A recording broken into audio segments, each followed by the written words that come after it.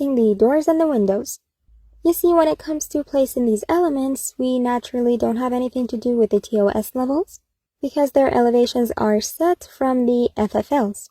Like, even if you want to add OKVs to your doors and windows, their elevations would be set from the FFL. Or for example, you just need to place your doors in a way that they are aligned with the floor. So basically, when it comes to doors and windows, we're going to be working on the FFLs. You see, for this project that we are working on, we actually don't have any windows. And the reason is that this project has a glass exterior.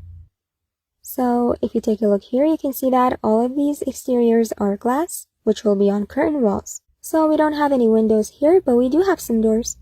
But still, the technique for making or even placing the doors and windows are pretty similar. They are both placed exactly the same, so there's no difference. But there are some differences in their makings. But overall, if you know the techniques of making and placing doors, you could pretty much do the same thing for the windows as well. So for now, we're going to go and place the doors for the ground floor, which is the one we're working on.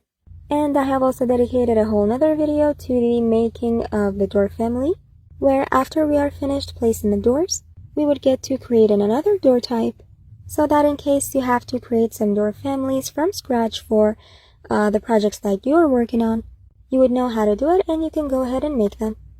So there's going to be another video containing the ways of creating door families with details. So it's going to be as detailed as possible and completely phase 2 material. So don't you worry, because we also have another video that's all about making the door family. Alright, so like I said, we don't have any windows in this project, but we are going to be placing the doors. Some of the doors we need are actually the doors for the curtain walls. So they're going to be on these partitions, which we haven't included yet in the project. And some of the others are doors that we could just go ahead and directly place them. For example, doors to stairways, or for example, this mechanical room that needs a door. So we're just going to go and place them. Now you see, the techniques of placing doors and windows isn't very complicated or different. You just need to have a door or window family, and then go onto your project and place them, as then you're going to have to adjust their dimensions and then place them. Now once again, I'm going to hide the structural link, and I'm just going to insert or place the doors I have. Now you see, usually you are given a schedule of the different types of doors that you need to place, where you can see what they look like, along with all the other details that you need in regards to those doors that you need to place.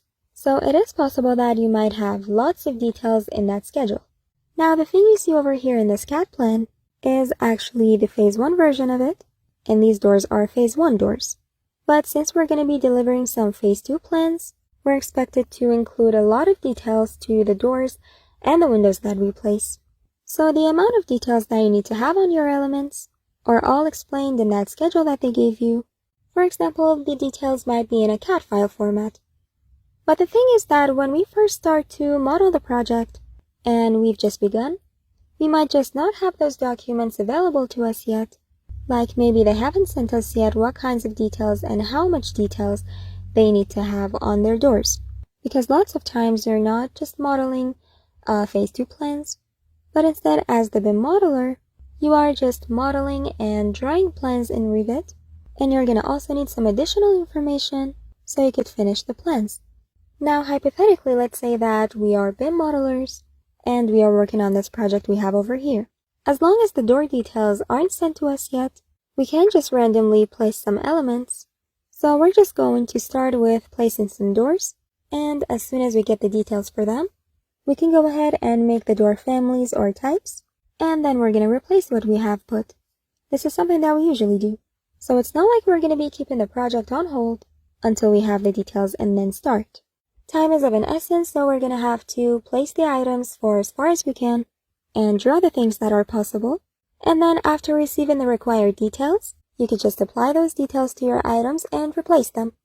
For example, what we did for this project was that we just used some door family. We just used a default door family, for example, this one.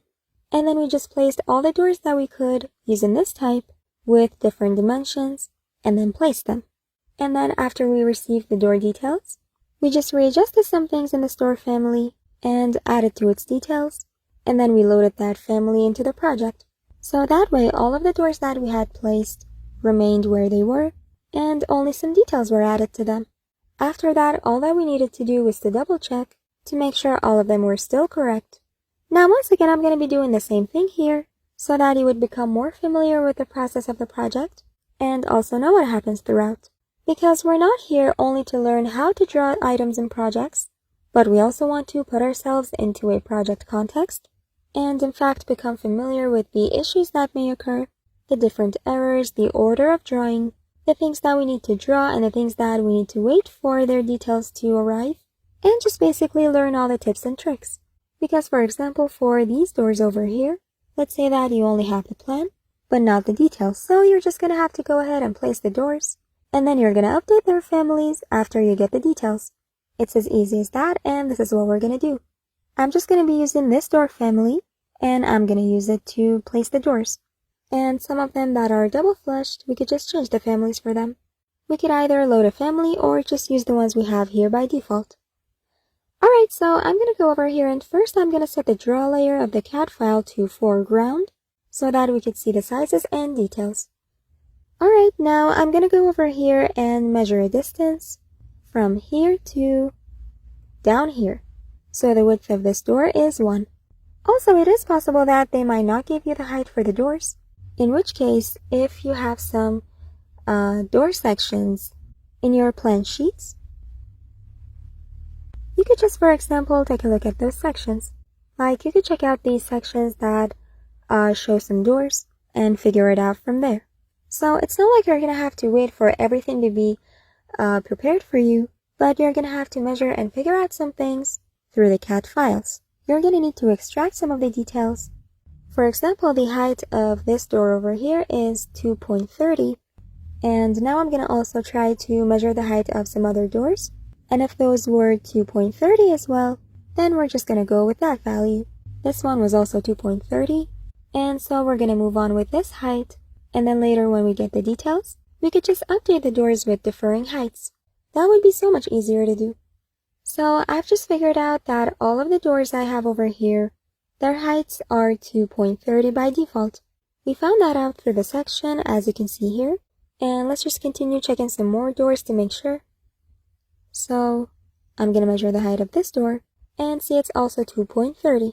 So now I understand that I'm going to have to use 2.30 for all of the door heights. Therefore, I'm going to duplicate this door type and give it a clear name like Kimial/doors.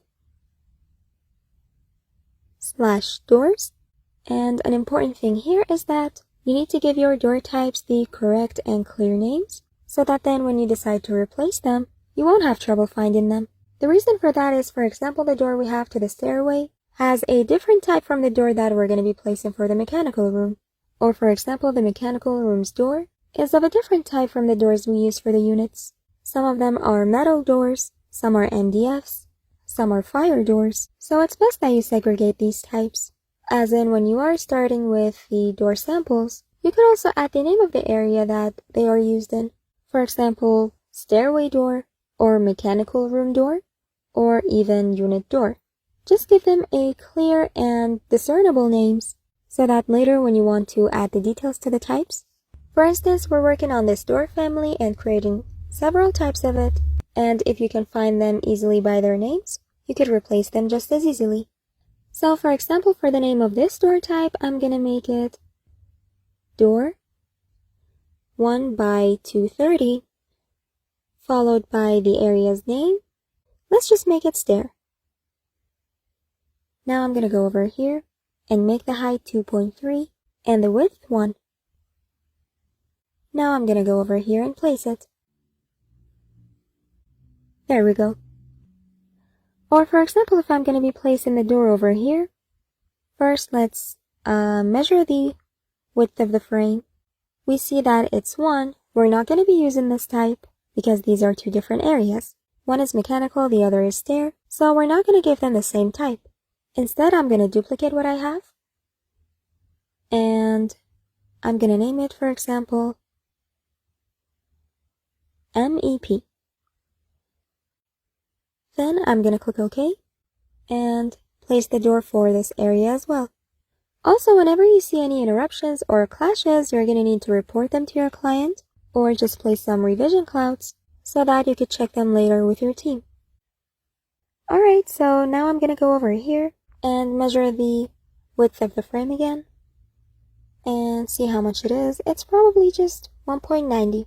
We don't have such thing as 1.89, so we're going to round it. Now I'm going to go over here and select a double flush door family. Then go to edit type and duplicate it. And once again, we make sure to give it a clear name.